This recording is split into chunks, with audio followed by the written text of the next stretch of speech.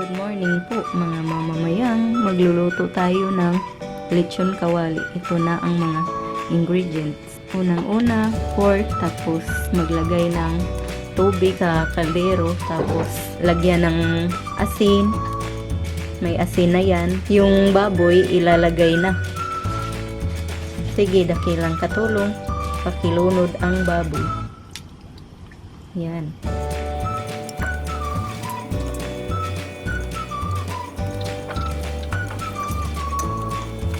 Ayan na po, lalagyan po ng dahon ng laurel ang inyong mga baboy sa loob ng kaldero. Pagkatapos po ay isusunod naman ang paminta na buo. Ayan na po ang paminta. Ayan. Mga ganyan lang karami ang paminta. Tapos pakukuluan ng mga 30 to 40 minutes. Ayan na po mga mamamayang. Binabaliktad ko po yung iba kasi po hindi naabot ng tubig. Pero yung iba po hindi na po kailangang pakuluan. Kasi po malalim naman po itong kaldero na ginamit namin para pakuluan itong aming pork. Ayan na po mga mamamayang. Sana po gayahin nyo ang ating recipe ngayon sa bagong taon ninyo. Tatakpan ko po muna para maluto at lumambot ang ating baboy. Ayan na po mga mamamayang, dahil po ito ay umabot na ng 40 minutes. So, tatanggalin na natin ito ngayon sa kaldero. Ayan na po mga mamamayang, tinanggal na po ang pork natin sa loob ng kaldero. So, palalamigin muna natin ito, pero hindi na po kailangan na lagyan po ng asin kasi marami pong asin ang nailagay namin kanina. So, kung kayo po ang magluto, pwede nyong lagyan ng asin back to back para po lumasa ang inyong lechon kawali. Mga mamamayang, ilagay na po ang kawali. Yan. Tapos lagyan ng mantika. Ayan na po mga mamamayang, magpakulo po ng mantika sa loob ng kawali. Ayan. Papakuluin muna. Ayan na po mga mamamayang, nilagay na po namin ang pork sa loob ng kawali na may mantika kasi i-deep fry po namin ito para po magiging malutong ang kanyang balat.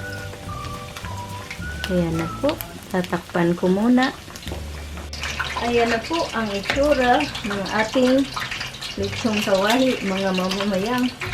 Malutong na ang dito sa likod na may balat, kaya binaliktad ko doon sa harapan. Mga 10 to 15 minutes po ay ready na ito. Pero tatanggalin ko muna, pero iprito ulit yung dito na side para malutong na malutong talaga. Ayan, tatakpan ko muna. Ayan na po mga mamamayang ang mga naluto na. Pero ipiprito ko pa ito uli mamaya. Pero itong side lang na to na mayroong balat para maging malutong siya. Pero palalamigin muna natin ng konti. Pagkatapos ay ibalik ko sa ating kawali na may kumukulong mantika.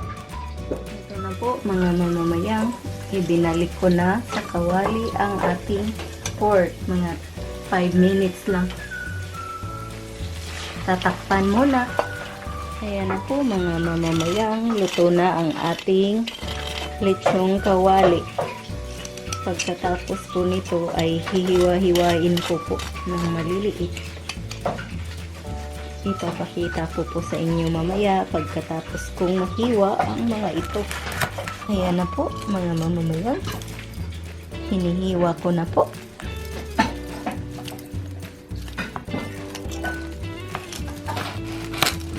Dahan-dahan lang po kasi napakainit.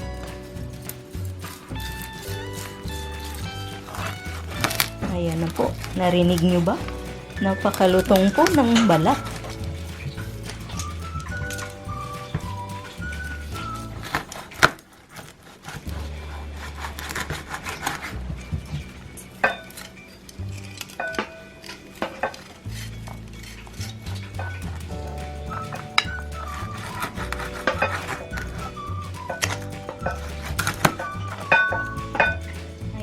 mga mamamayaang, luto na po ang ating lechon kawali. Kain na po tayo. Ito po ang aming sauce sa aming lechon kawali. Salamat po sa inyong panunood. Sana po mag-like kayo at mag-subscribe. Ito po ang inyong Ate Mayang na nagsasabi, mabuhay!